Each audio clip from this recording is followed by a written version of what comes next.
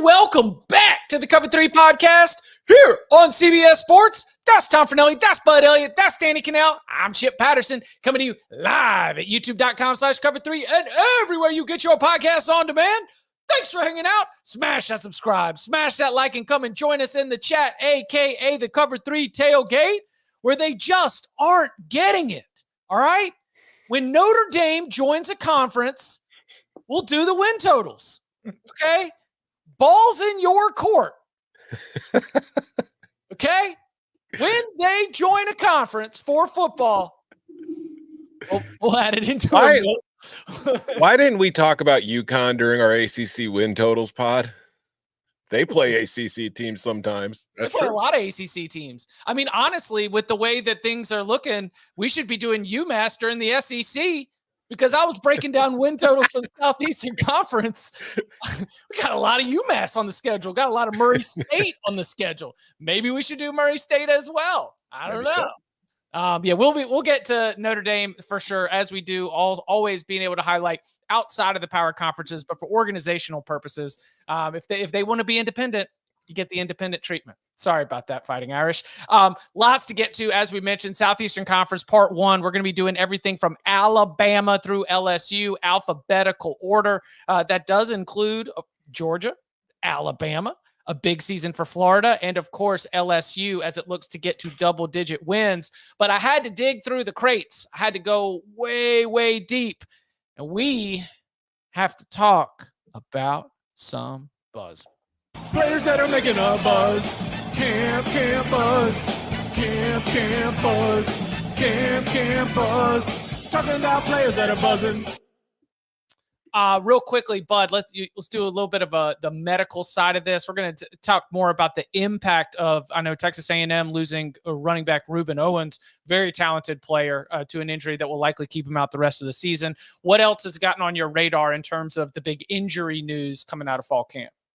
So Clemens got hurt for Texas Tech. That's a big pass rusher. We have really positive buzz from our Bama 247 guys who are crushing. I saw Alex Scarborough get a exclusive one-on-one with Kalen DeBoer today just to discuss kind of their new recruiting plan, which obviously is a tough thing to follow with Nick Saban's act, as I think they've averaged like 1.7, I think it was, with their average recruiting ranking recently. So pretty good there. But Ryan Williams, the 17-year-old receiver for the Tide, looking like he is going to play this year, along with Bernard, who they got from Washington, and Kendrick Law, who did not miss a day in the weight room, if you guys have seen some photos of him. So a lot of speed in that Alabama receiver room. You talked about the Ruben Owens thing. I also noted Jamari Lyons. It looks like he got hurt for Florida in their scrimmage. Unfortunately, he's like their DT3, I think it is, but a pretty important guy, as we'll discuss later on, given the possible attrition that may happen with this schedule. Danny, what do you remember about the Tim Lester offense?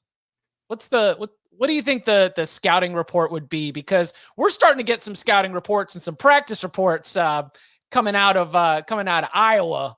We got some very interesting notes. What do you remember about the Tim Lester offense?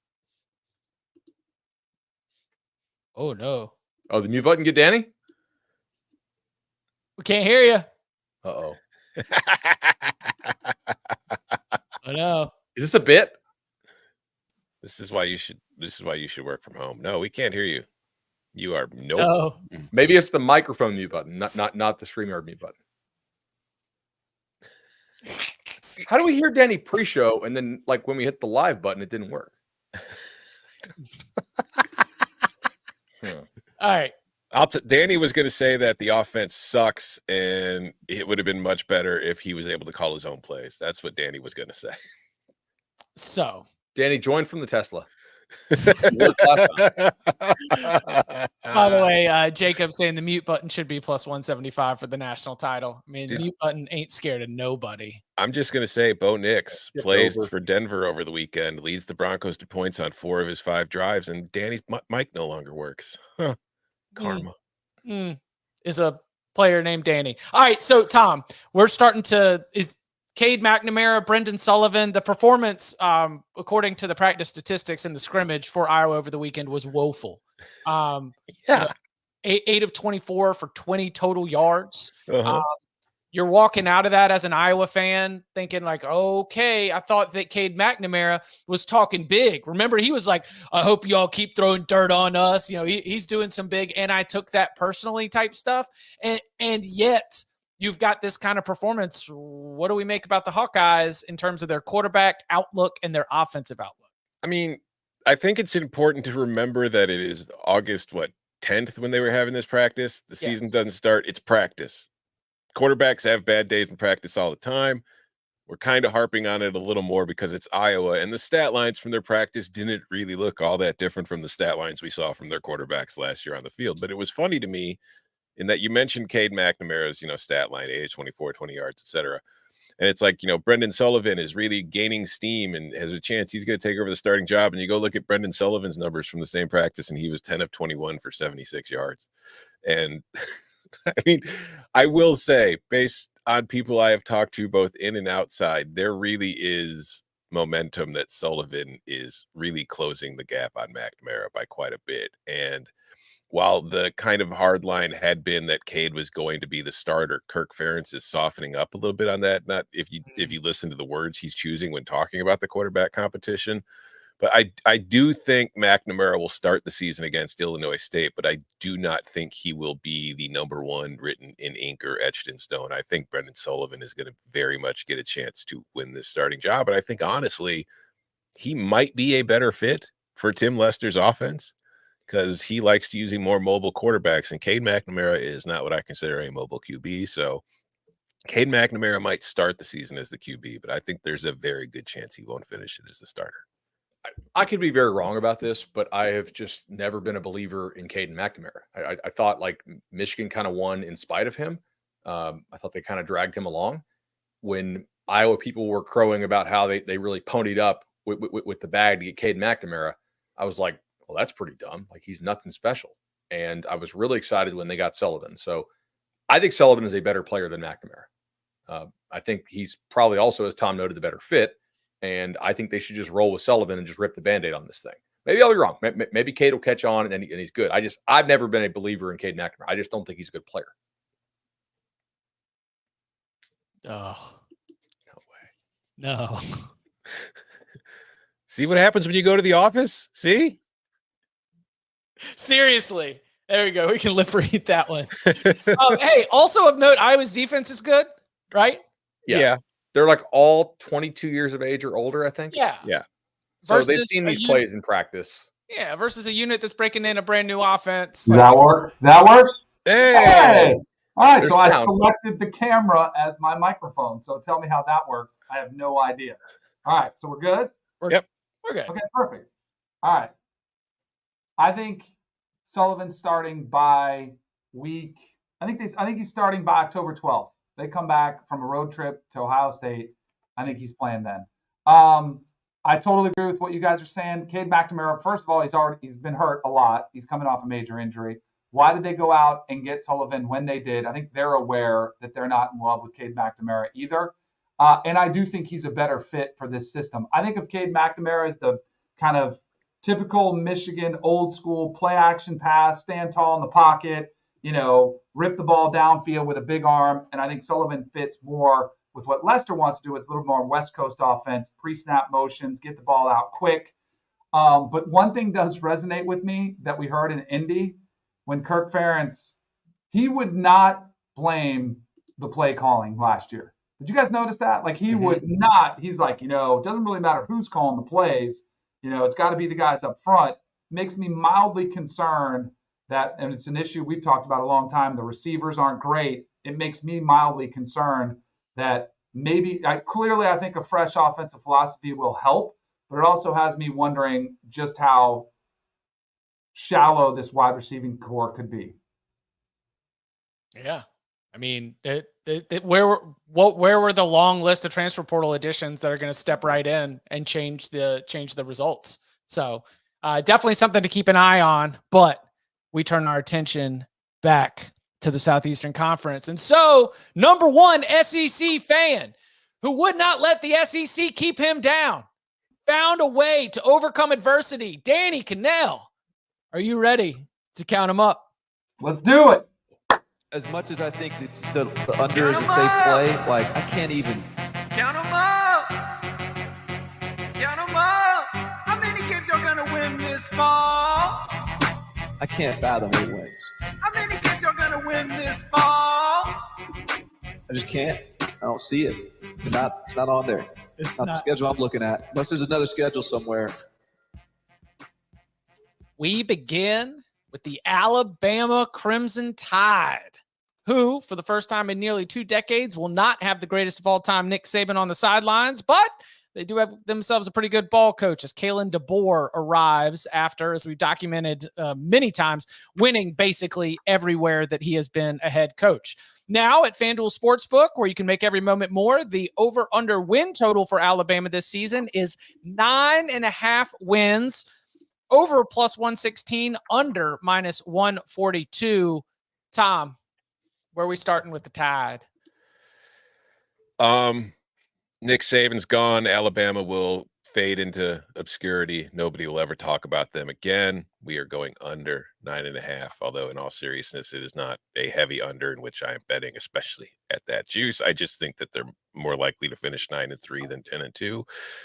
I think, you get Georgia at home. You're going on the road for Tennessee. You get Missouri, who I think is being a little overblown, but they're still going to be good. You're on the road for LSU. You're on the road for Oklahoma.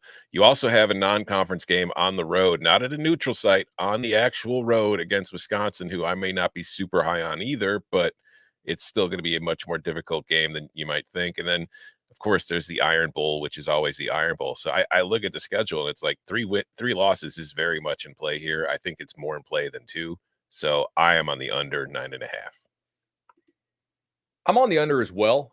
It is not something that I think is a large edge. In fact, like I ran it through my system. It's not even something I would put money on in the preseason because it's just not like I want to bet futures that are, a larger return than this, but forced to pick everyone, which we are. I'm going to go under. I'm a big believer that in the SEC this year, there are certain quarterbacks where even if the team around them is not amazing, they have the ability to jump up and bite you in the ass. And Bama plays all of them, right? Nussmeier at LSU, Arnold at Oklahoma, Nico, like Cook with those receivers. I don't think Cook's special, but occasionally he does kind of go off, right? Those are some tough ones that I think maybe those teams won't have great seasons, but they certainly could explode for some points. Bama has those questions in the secondary and with their pass rush. That's a little tough. I did play under 6 conference wins at even money when that opened. So I preferred that to an overall under 9.5 because I actually kind of like them in their non-conference slate. Was that at the kiosk? That was not at a kiosk. No, that was at a counter. Okay. Danny, what are you doing? I am on the under, just like these guys. I had new coach, new scheme, new culture. And a quarterback I'm not a huge believer in Jalen Milroe. Implementing a new system, I'm a little bit concerned about what he looks like, trying to develop as a passer. I don't think that they'll be afraid to run him just like they have last year.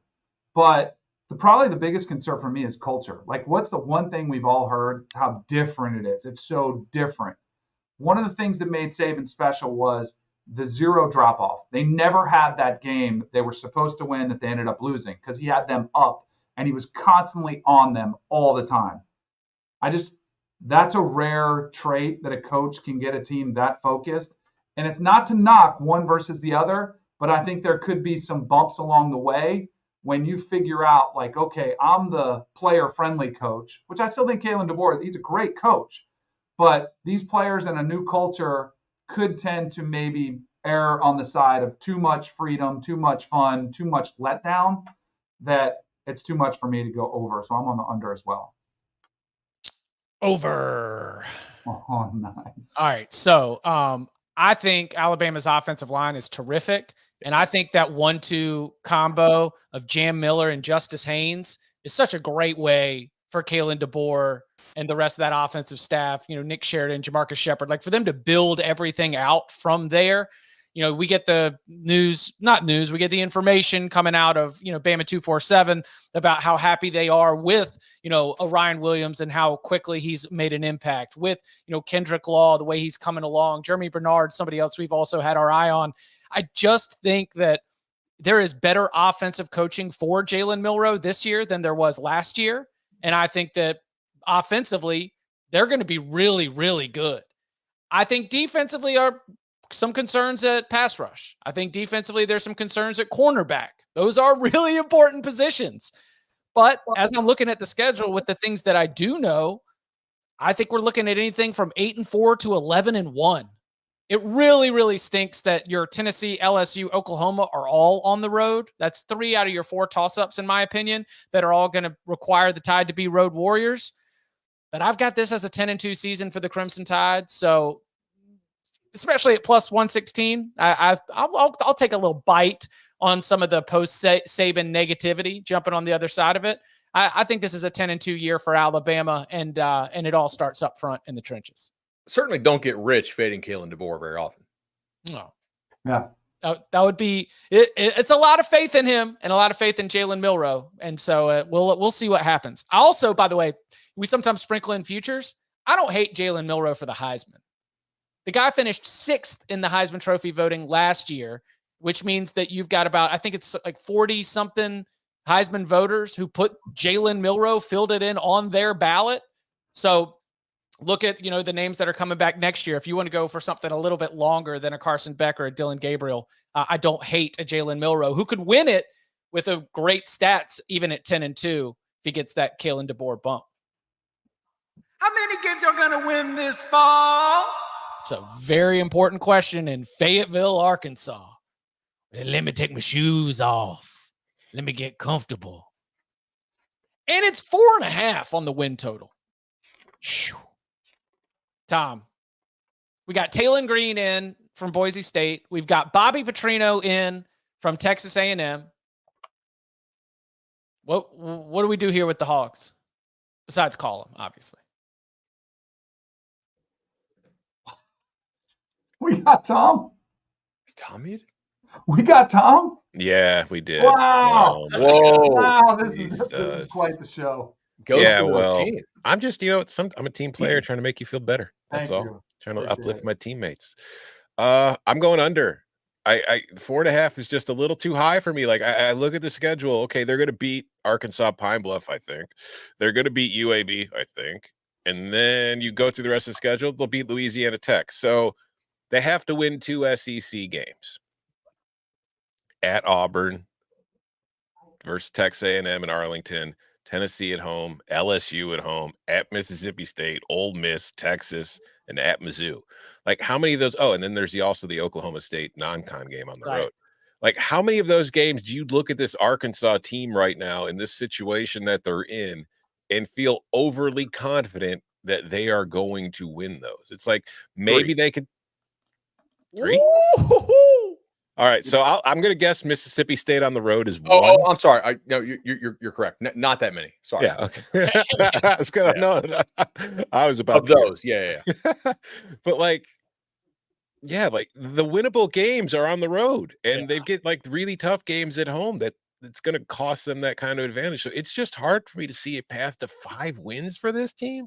Like I could see 4-8. Honestly, I have them closer to 3-9 than 4-8. So I'm pretty comfortably under here. I'm over here, which surprised me a little bit. I don't think they're particularly good. I do think they have a bit of an identity, though.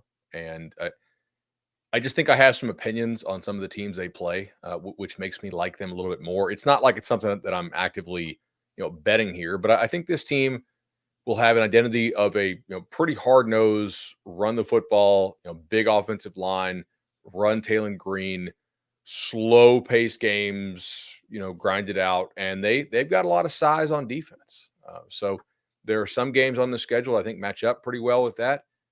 I like their depth along the lines of scrimmage much better than I do Mississippi State, and you're getting that game in late October, so maybe that comes into play a little bit there. But to me, that you got Pine Bluff, UAB, and La Tech. If you lose any of those, like the staff's getting fired, right? Like those are just non-negotiable. So that gives me 3. and then they got to get 2 more. And that's not as easy as it sounds, as Tom just detailed, but I just think it's a little more likely than Tom does. Not really a huge edge, but that's just how it worked out for me. I'm going to go over on the Hogs. I'm embracing the Hog. I'm embracing it. I had them for 3 and even 4. I gave them a win in Starkville year 1 for Jeff Lebby. I think that could be more of a rebuild year for them.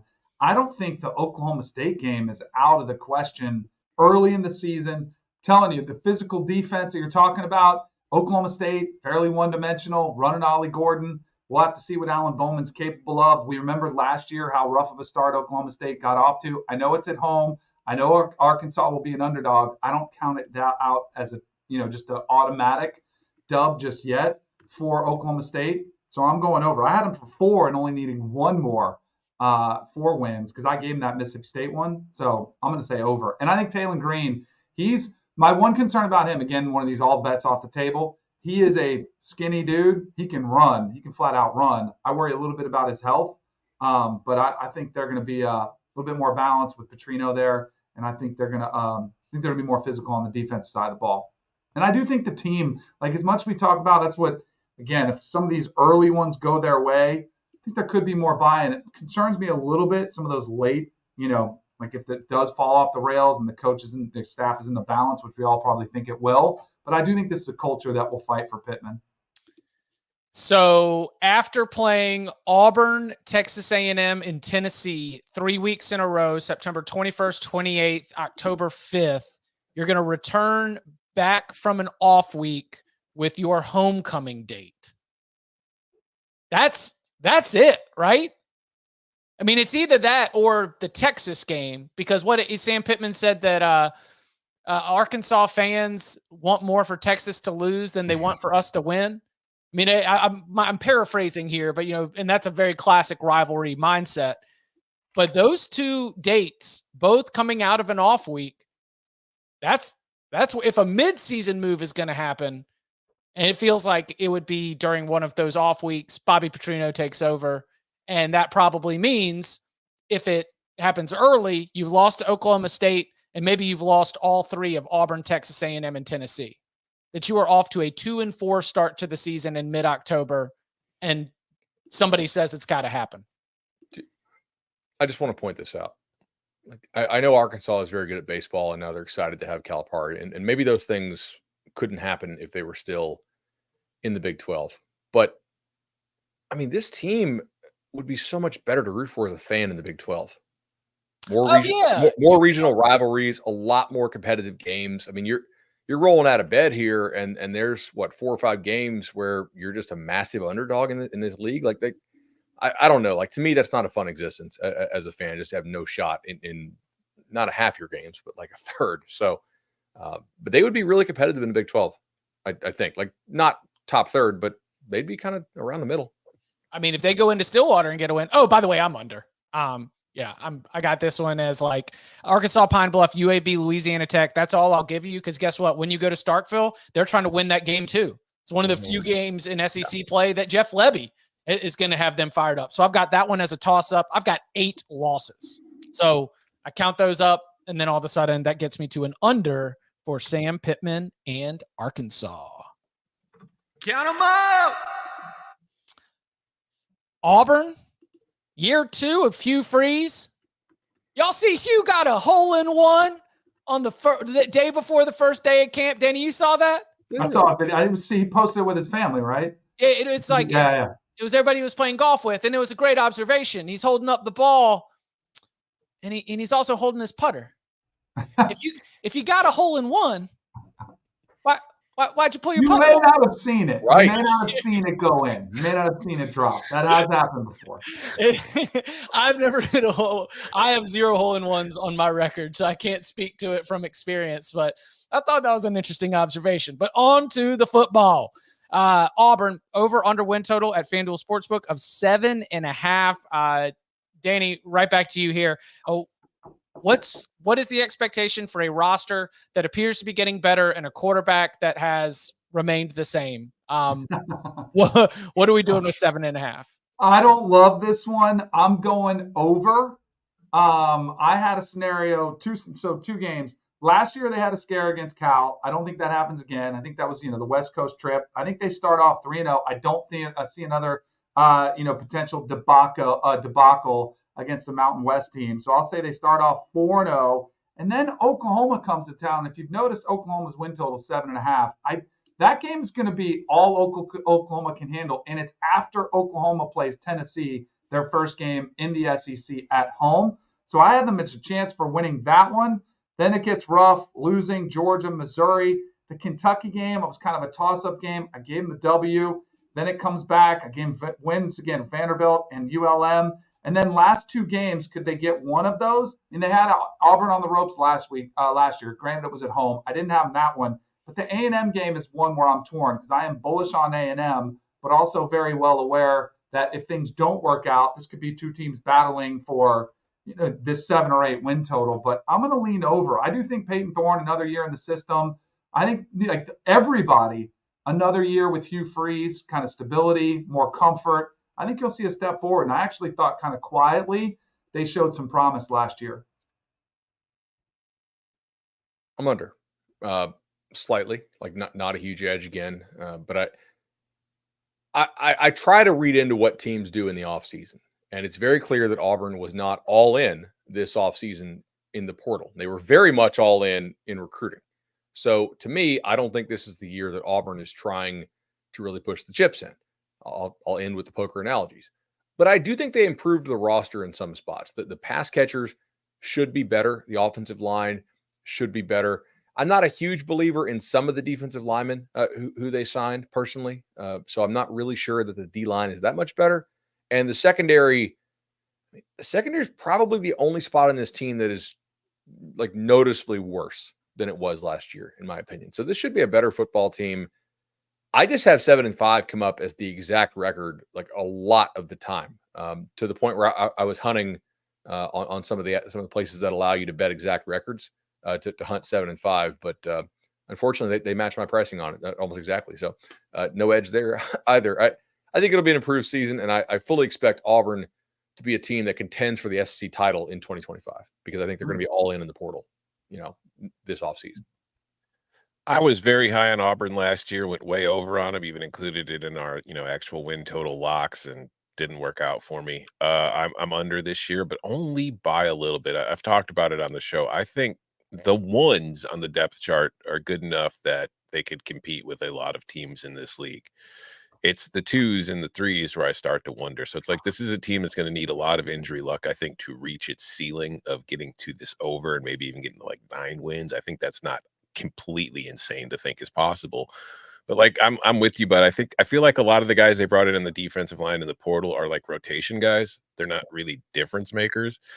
And I do think they've improved at the receiver position. Like Cam Coleman, I think, is a very highly touted. I'm yet to see him play, but I also think Keandre Lambert-Smith is a good guy, but he's not really somebody you want to bring in as your number 1 option. Like I think he's more of a complementary piece than the alpha in that group, or at least he needs to be for your offense to be efficient. Peyton Thorne, I'm really not going to throw more dirt on that kid than I already have. I just think that talent-wise, they've got plenty of talent. They just don't have the depth of talent in this league to win week in and week out. And if they suffer injuries, it could get ugly. I still think they're going to be 7-5, but I mean, they could miss a bowl game if a couple breaks don't go their way. I have a note that I forgot to add. I think they flipped Deuce Knight from Notre Dame before game 1. The quarterback. The 2025 quarterback. Yeah. Mm-hmm. Oof. Notre Dame fans feel the same, at least the ones in my life. Really? Oh man, it's been a rough week or so. For Auburn's felt good for about a month, and I'm like, but it like the drumbeat persists. So, yeah. I think I'm right on it. I think this is a really, really fair number. Obviously, the price is heavy to the under. There is a Sportsline social media video, like the series where you have to predict every single game, and when I did that, I had it at 7-5. I had their losses as Oklahoma, at Georgia, at Missouri, Texas A&M, and at Alabama. Seems like a sensible 7-5. So I am slightly to the under, but I recognize that this is like could be 6-6 or could be 8-4. But it does seem like we're sort of trending more on the 7-5 side of this. I was trying to find this.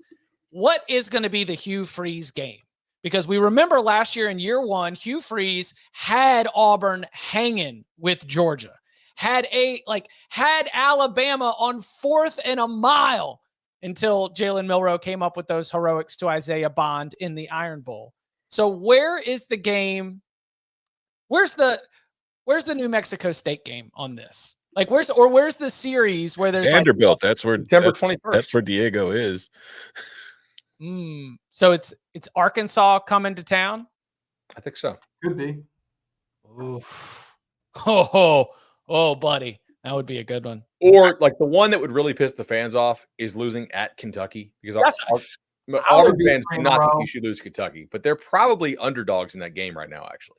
I was thinking that, you play against Georgia, you go into the off week, maybe you don't have a great start at Missouri, second road game. That at Kentucky spot was the one where I was like, I don't know. Things could get a little bit dicey. We've got more on the Wildcats.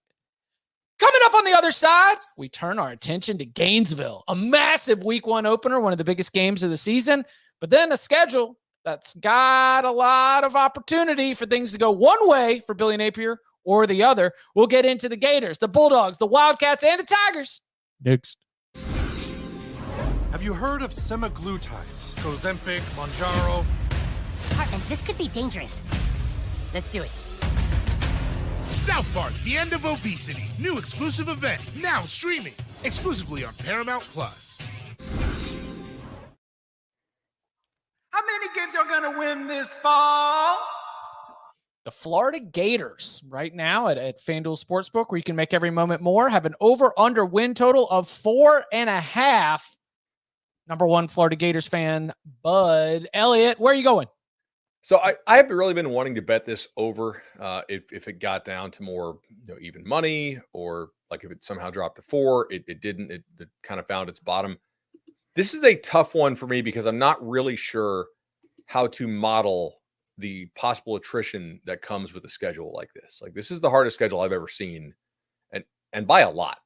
So it's to the point where I think if you're just kind of taking a straight line, point spread, determining your win probability, aggregating those, and then running some kind of Monte Carlo sim, I don't know that that's actually enough. Like, you probably need more dynamic uncertainty in your projection due to the week-to-week grind here. And there's no practice squad on a college football team. In the NFL, like, the worst NFL player on a team is never going to be below a certain level, because there's always more, like, there's so many guys who can play at that practice squad level, right?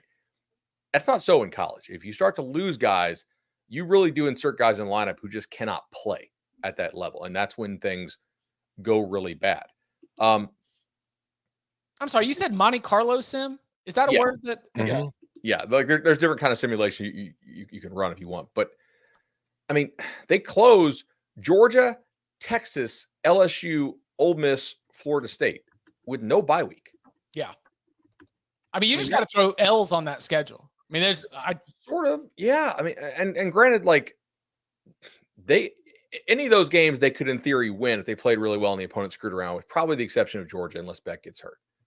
But also, I mean, their letdown games are there. Like UCF, they're 2-point dogs in the swamp to Miami. They host A&M. I'm a very slight under here because I am building in a little more, roster attrition, I think, that comes to this. And I don't like that Jamari Lyons got hurt in the scrimmage. I mean, they have 2 really big bodies on the interior who are very good players when they're in there, when they're fresh. But you do need that defensive line depth. And I don't like that he got hurt. I don't know if he's out for the season or anything like that, but that's not a great start for them. So I think those big bodies can wear down in the heat, and that's a problem. So I'm going under. I didn't think I would be. Yeah, the Monte Carlo sim has me thinking about Monte Cristo. Thank you, Hot Danger. And now I was thinking about calling mine a Croque Madame simulator. Tom, what are we doing with the Gators? I've taken nothing but unders so far. So, of course, my first over is the Florida Gators team that we're all just kind of assuming is dead because of that schedule is going to kill them.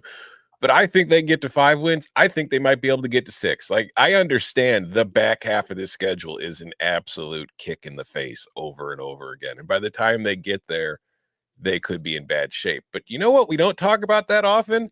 They could be 5-0 to start the year. Like they could beat Miami. They will beat Samford. They could beat Texas A&M at home. They'll probably beat Mississippi State on the road, and they should beat UCF at home. So like that's a possibility of 5-0. They could be over by the first week of October. And then things kind of go crazy. But like Kentucky at home is winnable, and they won't be as like destroyed possibly by then, like because after their second bye in October is when November starts, and when it goes Georgia at Texas, LSU, Ole Miss at Florida State. That's going to be death for them, but they might, who knows, they might steal one of them. It's not like the team isn't talented. When we talk about this team, we talk more about the schedule than the roster, but I do think the over is more likely than the under here, not by a ton as the juice on this suggests it is, but I do like 5 and 7 more than I like 4 and 8. You stole my thunder. I was going to say over by October 19th. That's what I was gonna say. Kentucky. And if it's not, if they do lose to Kentucky, which I believe would be the 4th time in a row, that might be that is just kind of shows you where the state of the football program is right now. It's also a tribute to Mark Stoops and the job he's done. But if they lose that weekend bye week, like that would possibly be the change. But I'm more like Tom, and I'm at the point where I'm a little exhausted of hearing how hard the schedule is going to be. It is hard, but this still is the University of Florida. Like this is still one of the programs that still does recruit pretty decently. And I know they haven't been up to par as where they would like them. And it's one of the reasons they ran Dan Mullen off. I also think Graham Mertz brings a lot of stability that, a lot of these games are going to be close one possession games. Like, I don't think he's going to make that big mistake. And I think that I'm more in line with they could start 5-0 than it could be a 2-3 collapse to start the year. So I'm on the over as well. Yeah. And they have catered the offense to Graham Mertz in that they brought in a former wide receiver from Wisconsin that he played with in DK, and then they also brought in a receiver named Badger to make him feel more at home. Also, maybe Lagway is the guy, right? Yeah. By midseason. I mean, talent-wise, he's scary. He's probably the starter by October 19th as well if they don't win that. They don't hit the over by then. Yeah. And who knows? Maybe they sprinkle him in. Maybe he provides some life, some spark to an offense which needs it. Yeah, I know we're talking about the toughest SEC schedule since Sewannee's 1894 slate, but it is an advantage that the Miami, the Texas A&M, the UCF, and the Kentucky games are all in the swamp, which, as we've talked about, is a really, really good home field advantage. When that place is rolling, it is loud, and it can be a real boost for the Gators. So, I think that this is a great opportunity. I am on the over. I've got this thing right at 5 and 7. Would not bet it at the current prices. Maybe if you want to go exact win total, 5 does seem very, very possible, and lots of different ways to do it. And the Kentucky game, Danny, you're right on the money, because Florida had won 33 of 34 games in that series and have now lost 3 in a row. And last year, I'd forgotten this until I was going back. Last year, they just got dunked on by Kentucky. Yeah. Kentucky was up by 4 scores, in the second quarter, and just kind of running over them. Yeah, just bowling over them. Yeah. And Florida misplayed some of those trap runs in that game, just embarrassingly so. I think the overcase for Florida is some of the young D linemen step up. Mertz year 2 in the system. Second-year transfer quarterbacks typically look really good. I do think there's something to bring in Ron Roberts, and I don't want to use the word babysit Austin Armstrong, but Austin Armstrong was a very young coordinator who, I think is extremely bright if you listen to everybody talk about him, but there is an ability to distill all that knowledge in your head down to something people can actually understand. And, having Ron Roberts, sort of a more experienced voice in the room, be like, do we really need that many answers to every question? Like let's just try to run a little bit less stuff and bust fewer coverages maybe until we can get that right at least. I could see that helping out quite a bit. Yeah, talk about the cliches. It's like, well, we just need to simplify and play fast. All right, that's what we just need to go let athletes be athletes. But literally in this case, literally, that is a good idea.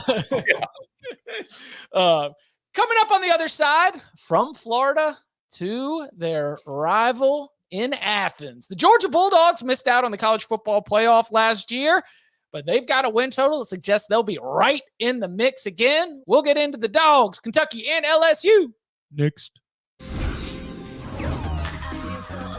Never before seen matches and new rivalries unlocked. Trust me, we're just getting started. The Summer Cup is here. Let these games begin. Back here on the Cover 3 podcast, rolling along with our SEC win totals, tackling the first half of the alphabet, all the way from Alabama to LSU. And as we get to Georgia, we've got a win total at FanDuel Sportsbook where you can make every moment more of over under 10.5 wins. Pricing is, somewhat down the middle here. Danny, you want first crack at this? Or are we saying what's up? Let's do it. All right. Let's do it. We had that stat on here the last time they've lost to all these coaches, regular season SEC games, and it's been since Tom Herman was at Texas that they've lost to a non-SEC coach and all this stuff. You know what else they've had? They've had one of the easier schedules the last 5 years as well, and including which Florida has been down. I know Tennessee has been better, but it's still a little bit bumpy. They've still had way more talent than them. Missouri, by the way, who's given them a handful a couple times as well at Mizzou.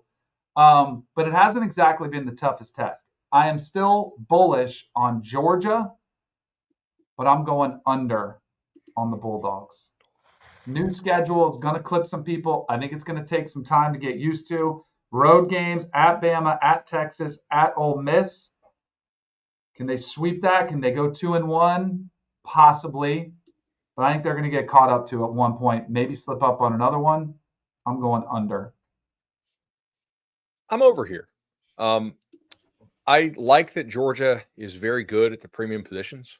They seem to be really happy with what they have at edge rusher. I think they are on the very short list for best offensive line in the country.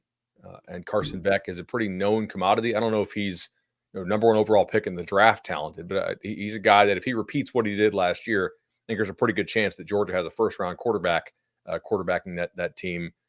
They love it a lot. I think Colby Young was a really nice pull from Miami. And also FanDuel has the best price to go over in the market right now. So it's a very small edge for me. Again, not something I really want to put my money down for 100 days on, but I'm kind of over here.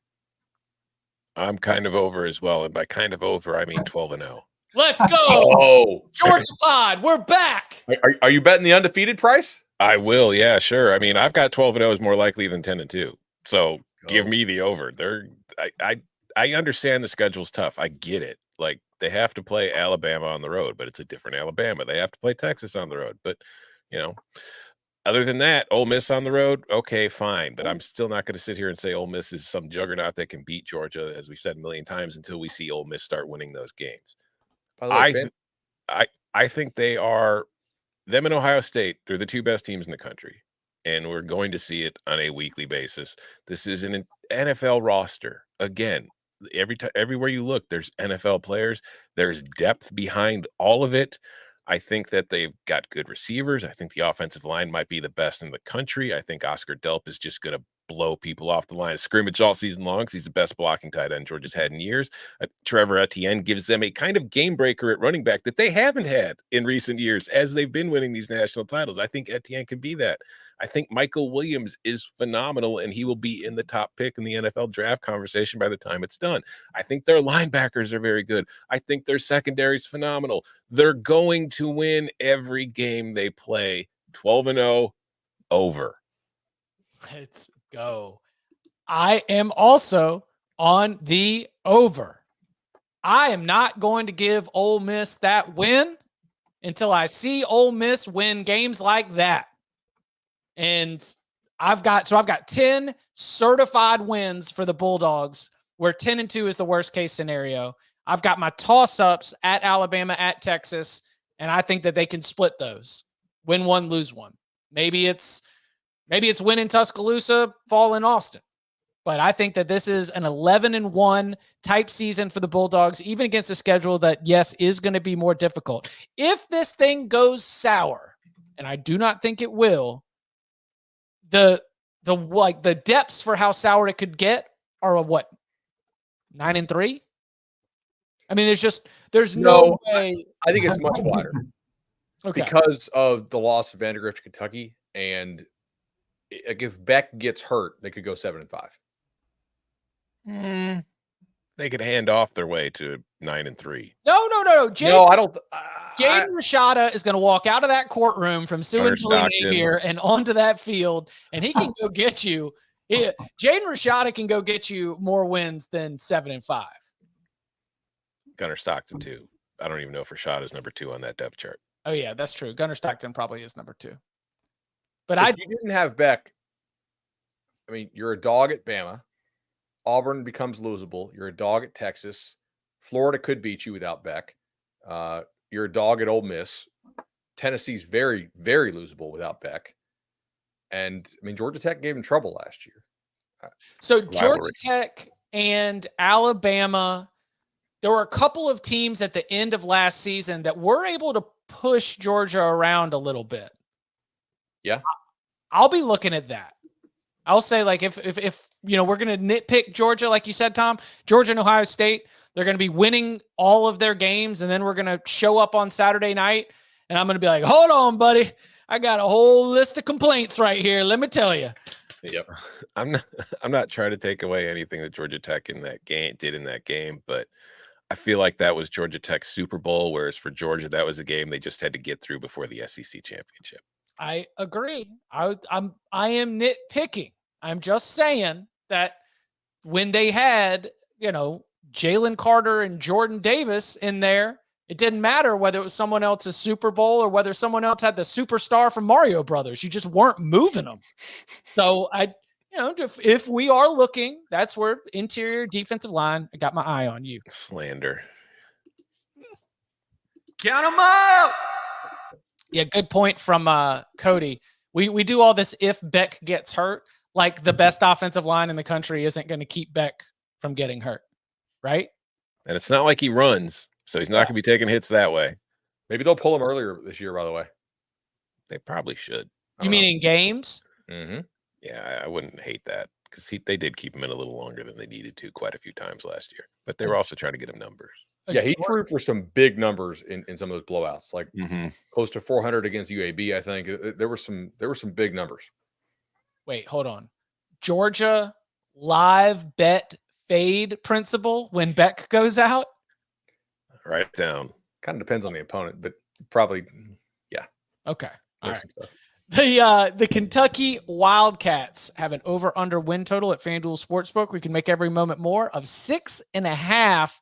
Again, somewhat fair split on the pricing here, Tom. What are we doing with Brock Vandegrift and this Kentucky team? Over. All right. I mean, look at the first 4 games. They'll lose to Georgia, but they should start off 3-1. They're probably losing on the road to Ole Miss. They're going to beat Vandy at home. They can beat Florida on the road. They'll beat Auburn at home. They'll probably lose that Tennessee game. Then you get Murray State at Texas and Louisville. I think they'll beat Louisville. I'm pretty sure they'll beat Murray State. I think 7-5 is very, very, very, very live here. I had them at 6-6. I went through the same thing. I kind of went to that Louisville game, had a toss-up. Game was tight last year. I'm curious to see what Brock Vandegrift looks like. I liked what he looked like on the sidelines. I think he's uber talented, but it's going to be a different scenario. We just talked about how good they are along the offensive line at Georgia. I don't think you're going to have the same luxury as much time. Not that they're awful, but I don't think it's going to be the same scenario you had at Georgia. First-year starter opportunity. I'm going 6-6, just under. Don't feel great about it. Don't love it. I don't feel like I've got a good handle on this team. Like, this is one where I'm like splitting hairs right now between Kentucky and Auburn is difficult for me to do. I think, talking about playmakers, I guess, I think Barian Brown is probably one of the most underrated players in the country as far as what he can do once he gets the ball in his hands. I think he can make a difference. I think defensively, I mean, they have Deone Walker at defensive tackle, who I think everybody realizes is good, but I think there's a lot more talent on that side of the ball that maybe isn't household names that has been developed very well and recruited very well. I'm big on their secondary. I think it could be one of the better secondaries in the SEC. Not when let me couch that a bit. Top half of the SEC secondaries. So I just think that there's a higher ceiling to this team than most people are looking at. I'm literally negative edge on both sides of this. So Yeah, because y'all price. vote whatever you want me to take. Like I'm like I am so on market here. I mean,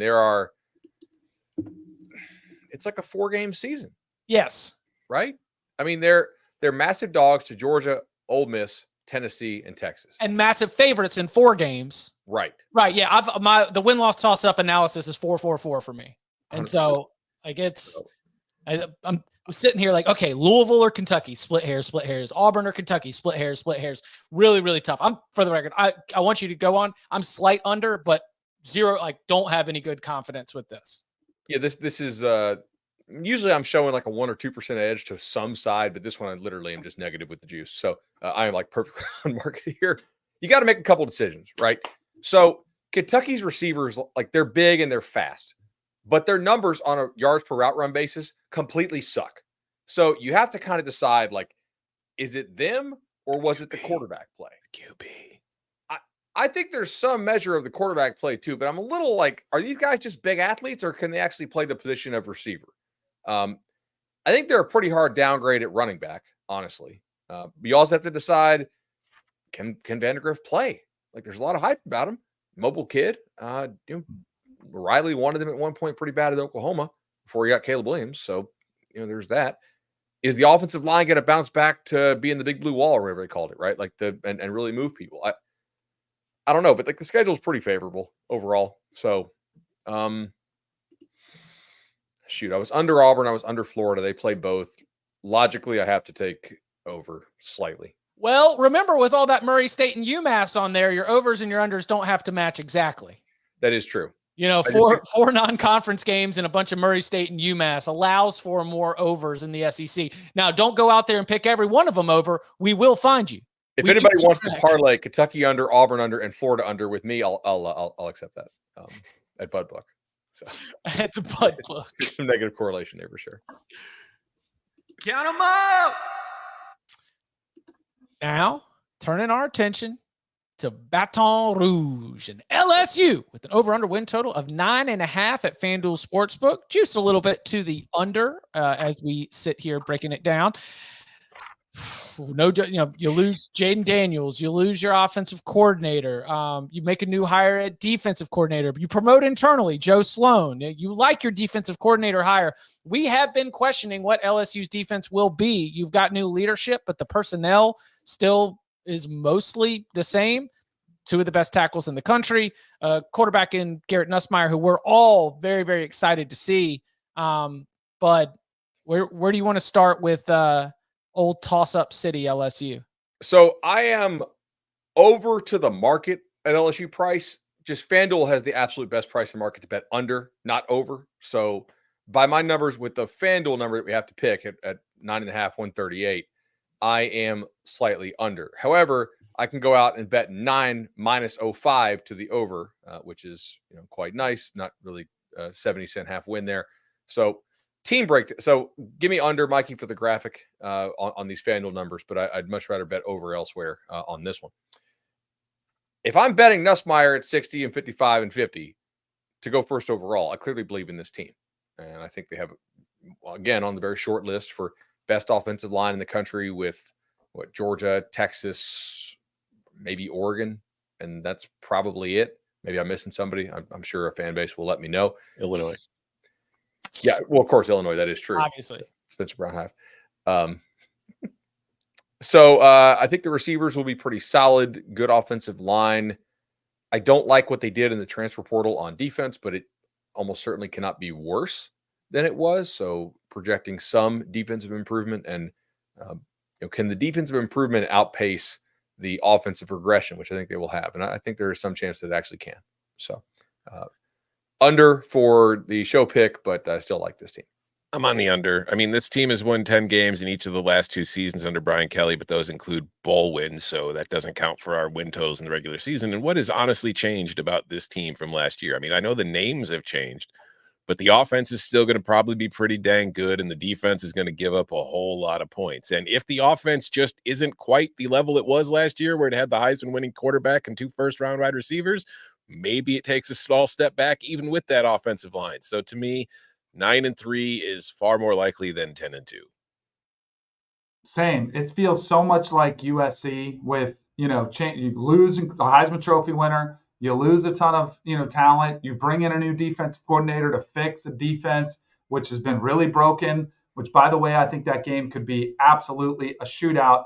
You lose a ton of production. Like, I get the offensive line is going to be great, but my goodness, Brian Thomas and Malik Neighbors were special on the outside. And, oh, by the way, Jaden Daniels did a lot with his legs that Garrett Nussmeier doesn't bring that to the table. So I don't love it. It's not one I would be running to, but I think you almost have to go under.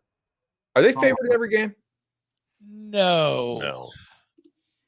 I think they are an underdog. Aren't they an underdog to Alabama? They're an underdog at A&M. I think they're favored over Alabama at all the preseason lines. Really? It's in Death Valley. Then yeah, but yes, I've got like, so you get USC neutral. Ole Miss is in Death Valley. Alabama's in Death Valley. Oklahoma's in Death Valley. You've got some good, like, your key games that are going to decide this. Them being at home is really, really big.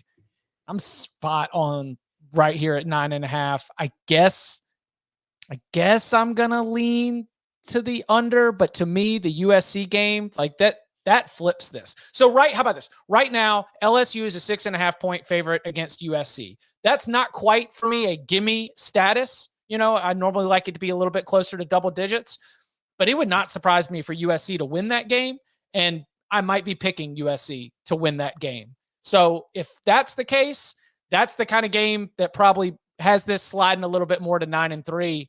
So if they go out there and Harold Perkins sacks Miller Moss 5 times and USC's offense can't run, and Garrett Nussmeier, who, in the words of Tom Fornelli, has a hose.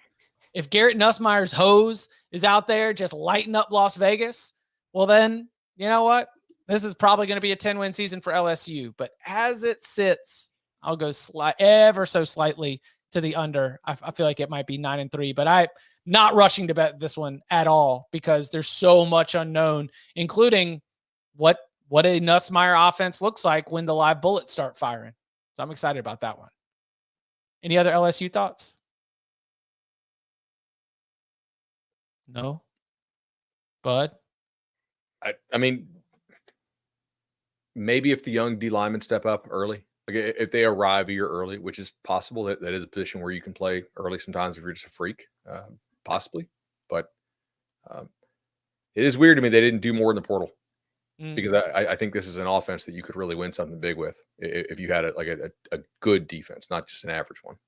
Yeah, we'll go ahead and we'll call back we're not in the business of buying players. We can just sort of play that clip on Saturday night. Portal players, because they're definitely in the business of recruiting yes. Out of high school. Yeah, but like they had defensive tackles on campus for portal visits, and they went elsewhere. So, yeah, it'll be interesting to keep track of. We will be back on Wednesday with the rest of the Southeastern Conference. That would be Ole Miss, Mississippi State, all the way down to the fighting Barton Simmons, the Vanderbilt Commodores. Come and hang out 11 a.m. Eastern Time. And you can follow him on Twitter at Tom Fornelli. You can follow him at Bud Elliott 3. You can follow him at Danny Cannell. Follow me at Chip_Patterson. Gentlemen, thank you very much. Thank you. See y'all. See ya.